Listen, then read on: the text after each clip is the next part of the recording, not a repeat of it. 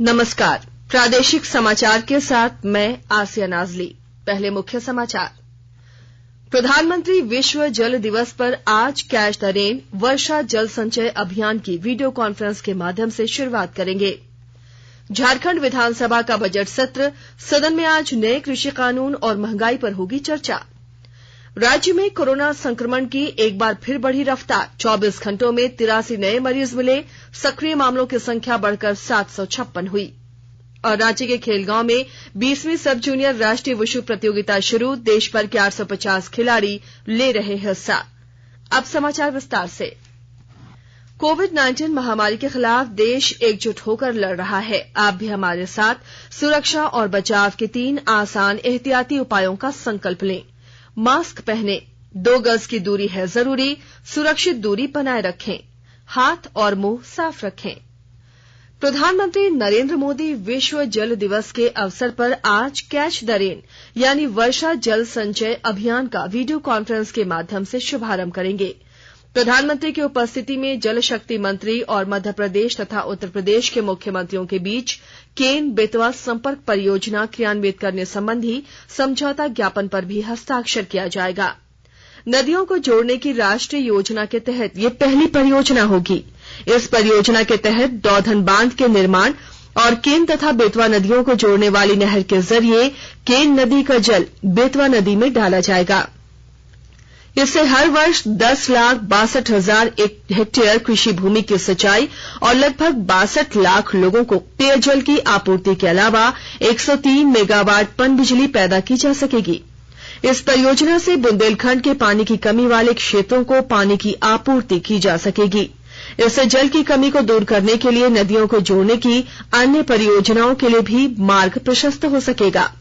वर्षा जल संचय अभियान देश भर में ग्रामीण और शहरी क्षेत्रों में चलाया जाएगा और इसका नारा होगा, जहां भी गिरे और जब भी गिरे वर्षा का पानी इकट्ठा करें। यह अभियान 30 नवंबर तक मानसून पूर्व और मानसून के दौरान लागू किया जाएगा। झारखंड विधानसभा के बजट सत्र में आज सदन में केंद्र सरकार के 3 नए कृषि कानून और महंगाई पर चर्चा होगी। विधानसभा अध्यक्ष रविंद्रनाथ महतो ने कार्य मंत्रणा समिति की बैठक में लिए गए निर्णय के आधार पर चर्चा तय की है। जैसे जैसे बंगाल चुनाव की तारीखें नजदीक आ रही हैं, सभी राजनीतिक दलों ने अपनी पूरी ताकत लगा दी है। आगामी 27 मार्च को बागमुंडे विधानसभा चुनाव को लेकर कांग्रेस प्रत्याशी नेपाल महतो के समर्थन में झारखंड के ग्रामीण विकास मंत्री आलमगीर आलम पहुंचे और झालदा में आयोजित सभा को संबोधित किया। चुनावी सभा में रामगढ़ विधायक, सिल्ली के पूर्व विधायक समेत कई कांग्रेस के वरीय नेता और कार्यकर्ता शामिल हुए। सरायकेला खरसावां जिले के खरसावां प्रखंड के आमदा में निर्माणाधीन 500 बेड वाले अस्पताल को मेडिकल कॉलेज के रूप में तब्दील किया जाएगा। स्वास्थ्य, चिकित्सा, शिक्षा एवं परिवार कल्याण विभाग द्वारा इस अस्पताल को मेडिकल कॉलेज के रूप में विकसित करने की योजना है। इसी उद्देश्य के तहत विभाग की एक team Mahatma Gandhi memorial medical college Jamshedpur के प्राचार्य डॉक्टर जीएस बड़ाइक के नेतृत्व में निर्माणाधीन अस्पताल भवन का निरीक्षण किया। इस अवसर पर उन्होंने कहा कि विभाग के निर्देशानुसार अस्पताल भवन को मेडिकल कॉलेज के रूप में विकसित किया जाना है। इसमें बहुत सारी कमियां हैं, जिसे पूरा करने के लिए टीम द्वारा सरकार को अवगत कराया जाएगा। 154 करोड़ की लागत से बनने वाले 500 बेड वाले अस्पताल भवन का निर्माण कार्य 2011 में शुरू हुआ था। लोहरदगा जिले के उग्रवाद प्रभावित पेशरार प्रखंड में महिलाओं को आर्थिक रूप से स्वावलंबी बनाया जा रहा है। स्वयं सहायता समूह बनाकर महिलाएं दरी और कालीन बना रही हैं। विस्तृत ब्यौरे के साथ लोहरदगा संवाददाता। लोहरदगा जिला के उग्रवाद प्रभावित पेशरार प्रखंड में अब समृद्धि की धारा बहने लगी है।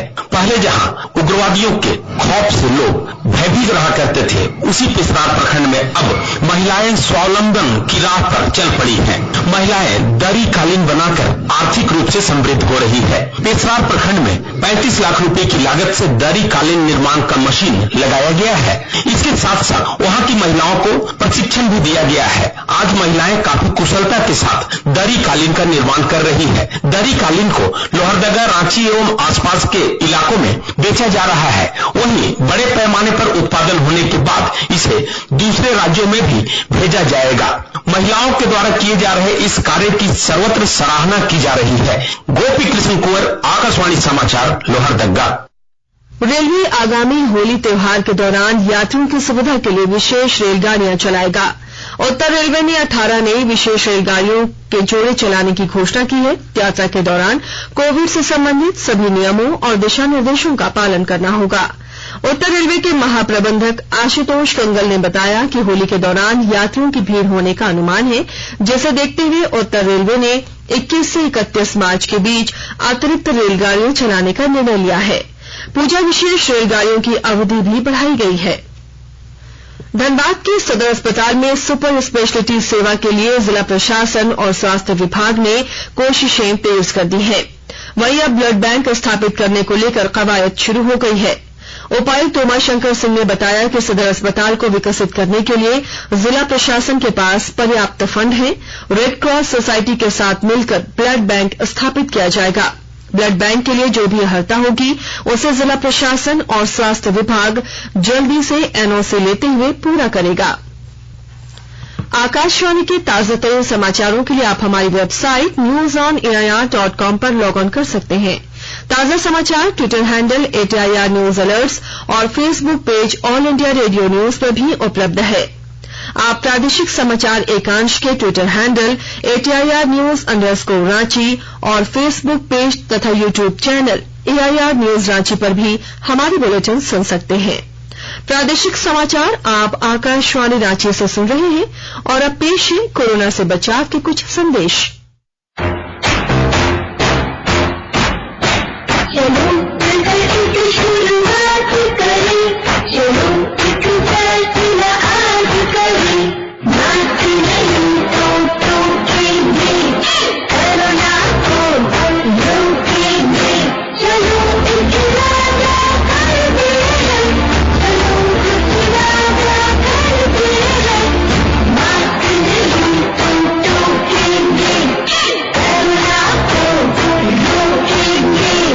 सरकार द्वारा जनहित में जारी। कोविड-19 से बचाव और सुरक्षित रहने के 3 उपाय। मास्क लगाएं, 2 गज दूरी है जरूरी, सुरक्षित दूरी रखें, हाथ और मुंह साफ रखें। प्रादेशिक समाचार में आपका एक बार फिर स्वागत है। झारखंड में कोरोना संक्रमण के मामले लगातार बढ़ रहे हैं। पिछले 24 घंटे में 83 नए कोरोना संक्रमित मरीज मिले हैं। वहीं रांची जिले में एक मरीज की मौत हुई है, जबकि 48 मरीज संक्रमण से मुक्त हुए हैं। स्वास्थ्य विभाग के अनुसार राज्य में कुल संक्रमितों की संख्या बढ़कर 1,21,261 हो गई है। इनमें 756 सक्रिय केस हैं, जबकि 1,19,409 मरीज ठीक हो चुके हैं। अब तक राज्य में 1,096 मरीज की मौत कोरोना से हुई है। वहीं झारखंड में कोरोना की रिकवरी रेट 98.47% है। झारखंड में कोरोना टीकाकरण की गति को तेज करने के लिए शुरू किए गए अभियान में सफलता मिल रही है। इसी क्रम में बुजुर्गों, बीमारों और सरकारी कर्मियों ने कोरोना का टीकाकरण कराया। अभियान के दूसरे दिन 1,43,575 लोगों को पहली डोज का टीका लगा। वहीं 3,771 लोगों को टीके का दूसरा डोज दिया गया। पहले दिन की तर्ज पर दूसरे दिन भी टीका लेने में बुजुर्ग सबसे आगे रहे। कल एक दिन में कुल 1,14,534 बुजुर्गों ने टीके की पहली डोज ली। गोड्डा जिले के मेहरमा प्रखंड में कोरोना टीकाकरण का अभियान चलाया गया और 458 लोगों को कोरोना की वैक्सीन दी गई। ठाकुरगंगटी प्रखंड में भी वैक्सीनेशन ड्राइव चलाया गया और 480 बुजुर्गों को टीका लगाया गया। बौलीजोर प्रखंड के ग्रामीण क्षेत्रों में सघन वाहन जांच कर चेक नाका पर लोगों को मास्क और हेलमेट पहनने की हिदायत दी गई। भारत कोविड टीके की करीब 4.5 करोड़ खुराक देने की महत्वपूर्ण उपलब्धि के करीब पहुंच गया है। स्वास्थ्य मंत्रालय ने बताया कि अब तक 4 करोड़ 46 लाख से अधिक टीके लगाए जा चुके हैं। इतने कम समय में सबसे तेज गति से यह उपलब्धि हासिल करने वाले देशों में भारत एक है। तीसरे चरण में मात्र 20 दिन में 60 वर्ष से अधिक आयु के वरिष्ठ नागरिकों को 1,70,00,000 और 45 वर्ष से अधिक आयु के गंभीर बीमारी से पीड़ित व्यक्तियों को 35 लाख से अधिक लोगों को कोविड टीके लगाए जा चुके हैं। कोरोना काल में बेहतर सेवा देने वाले धनबाद रेल मंडल के 182 कर्मचारियों को पुरस्कृत किया गया। रेलवे क्लब में आयोजित सम्मान समारोह से पहले सेफ्टी सेमिनार का भी आयोजन हुआ। डीआरएम आशीष बंसल ने सुरक्षित रेल परिचालन के लिए कर्मचारियों को विशेष सतर्कता बरतने के लिए प्रेरित किया। इस दौरान सुरक्षा से जुड़ी कई अहम जानकारियां भी कर्मचारियों को दी गईं। कोरोना काल में उत्कृष्ट सेवा देने में जिन कर्मचारियों को पुरस्कृत किया गया उनमें एमटीएस मनोज कुमार, धनबाद के स्टेशन मैनेजर रत्नेश कुमार समेत अन्य शामिल थे। सरायकेला खरसावां जिले में नवाचारी शिक्षा, इनोवेटिव पाठशाला और अल्टरनेटिव एकेडमिक कैलेंडर से संबंधित प्रशिक्षण देने के साथ साथ इनोवेटिव कार्य के लिए जिला शिक्षा अधीक्षक कार्यालय सभागार में कल जिले के 25 शिक्षकों को सम्मानित किया जाएगा। जिला शिक्षा अधीक्षक महमूद आलम ने इसकी जानकारी देते हुए बताया कि शिक्षकों की सूची विभाग द्वारा जारी कर दी गई है। खूंटी जिले के मुरहू थाना क्षेत्र के लोआडी गोवा रोड पर पुलिस और प्रतिबंधित नक्सली संगठन पीएलएफआई के दस्ते के बीच मुठभेड़ हुई। पुलिस ने एक नक्सली को हथियार के साथ गिरफ्तार कर लिया, जबकि सब जोनल कमांडर लाका पाहन अपने सदस्यों के साथ भागने में सफल रहा। पुलिस अधीक्षक आशुतोष शेखर ने प्रेस विज्ञप्ति जारी करते हुए बताया कि पीएलएफआई का जोनल कमांडर लाका पाहन अपने दस्ते के साथ लेवी वसूलने के लिए बुर्जू आया हुआ है। इसी गुप्त सूचना पर एसडीपीओ अमित कुमार के नेतृत्व में टीम ने बुर्जू इलाके की घेराबंदी की थी। उन्होंने बताया कि गिरफ्तार नक्सली से मिली जानकारियों के आधार पर इलाके में सर्च अभियान चलाया जा रहा है। रांची से मेगा स्पोर्ट्स कॉम्प्लेक्स में सब जूनियर राष्ट्रीय वुशु प्रतियोगिता का आयोजन किया गया है। खेलगांव में 5 दिवसीय प्रतियोगिता में 83 गोल्ड मेडल दांव के लिए प्रतिस्पर्धा होगी। टूर्नामेंट में देश भर से 850 खिलाड़ी भाग ले रहे हैं। 25 मार्च को प्रतियोगिता का समापन होगा। इधर 20वीं राज्य ताइक्वांडो क्यूरुगी तथा 10वीं राज्य ताइक्वांडो पुमसे प्रतियोगिता में रांची जिला की टीम पुमसे में राज्य चैंपियन बनी।